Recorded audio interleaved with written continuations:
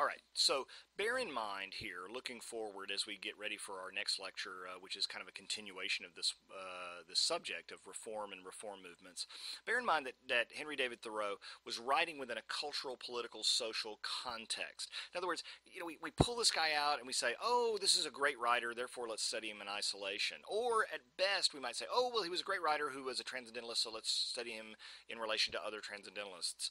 That's a big mistake, I think, because you don't really fully appreciate what he's trying to do in the writings unless you see that there were a whole bunch of people who were very different from him who were involved in reform movements that dealt with all kinds of areas of life. I mean, we're talking about educational reform and political reform and human rights reform and dietary reform. I mean, people are publishing all kinds of books and coming up with crazy diets today, but you haven't seen anything until you saw the 19th century where everybody said, oh, you need to eat like the radish diet, or we only eat fruits and vegetables that grow upward, not down, vegetarianism experiments, and there were even communes that experimented with free love.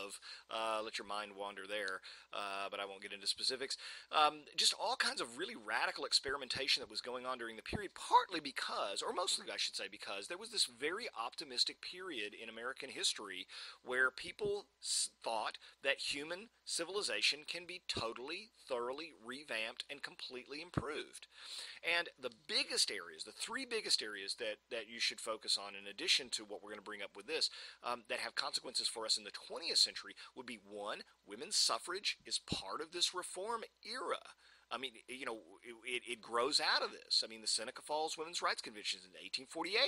I mean, it's not until 1920 that women get the right to vote. But, I mean, this is what's going on at the time. It's a product of that period of time where people are beginning to think women should vote. Women should be, what should women's roles be in society? And Margaret Fuller will deal with that, obviously, as well.